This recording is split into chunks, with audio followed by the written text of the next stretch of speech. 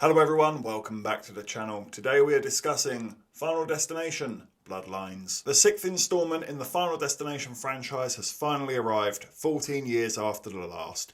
And similarly to the rest of the franchise, a young college girl has a recurring nightmare that starts to feel just a little bit too real. But can she save her family from their demise? I actually really like this franchise. I know it's dumb, I know it's goofy and very cheesy as well, but I grew up with it in my teenage years. There is a nostalgia there for it, and it does know what it is, and it often has some really imaginative ideas where you can tell the creators behind it really want to impress and entertain their audience. And they're always trying to keep it fresh and interesting with each outing, which is admittedly quite difficult considering the plot. But hey, they've managed to get 6 movies out of it, so pretty good going. My personal favourite is always number 3. I actually was put off roller coasters for quite a significant time, and that is because I ended up going on a malfunctioning roller coaster in my youth. A video for another time. But yeah, I definitely related to 3. And I don't know about you, but this franchise was the very awakening of my irrational fears. I get a bad feeling about putting a sharp knife in the sink. Do you know what I mean? These movies probably have unintentionally saved a fair few people from unknowing accidents, due to that anxiety that they've installed into people. But how did we get on with this latest installment? Well, to start on the bright side of things, I can repeat all of those praises that I mentioned in the introduction. Bloodlines once again feels like it's trying its very best to do something new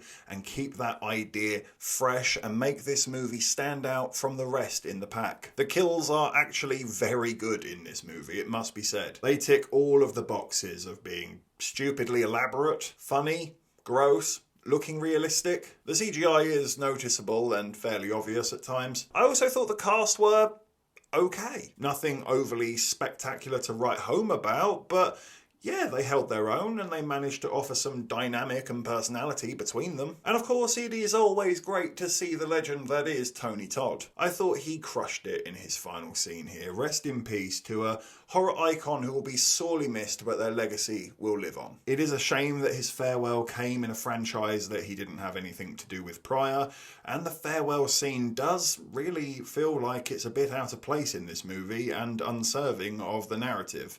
It does stick out a little awkwardly, which is a shame considering its intentions. Which, yeah, it does bring us to our negatives. My biggest issue with Final Destination Bloodlines is how clunky and even confusing the narrative gets at times. And it's all so unnecessary and quite easily avoidable. Not only is this movie rewriting lore of the previous films and causing some pretty major contradictions, it still doesn't manage to actually explain anything or reveal anything to this franchise despite offering a narrative that acts like it's going to. It really is all bark and no bite. It just boils down to being yet another Final Destination movie.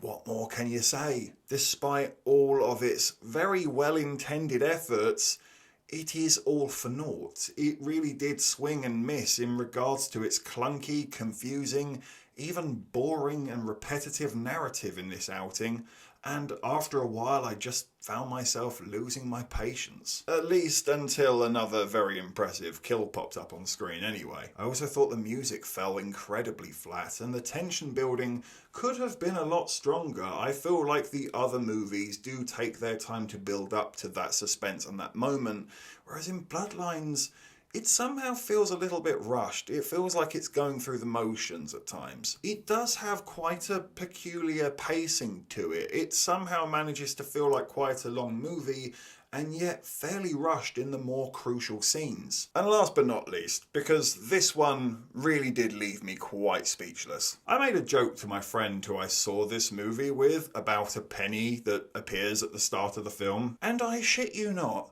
my joke came true. Oh no, wait, they actually did that.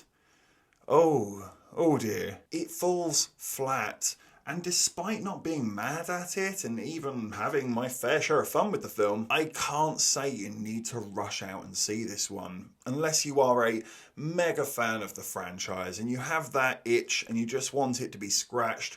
I will give Final Destination Bloodlines that. It will scratch that itch for you. But that is all it's going to do. There is no depth of narrative, there isn't anything that memorable about it, and to be honest, you'd probably be better off just staying at home and watching one of the other Destination movies that are better than this. I personally am going to give Final Destination Bloodlines a 5 out of 10. And in regard to the overall Final Destination ranking, I probably would put it in the middle of the pack, or maybe slightly towards the lower end. Thank you for watching this review. Please be sure to hit that like button and hit the subscribe button if you haven't already, and please do hit the comment section as well. Have you seen Final Destination Bloodlines?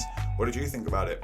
Let me know in the comments down below. And of course, if you haven't had enough of this crazy ginger, well, you can always click on these suggested videos right here and get yourself lost in an IMO wormhole.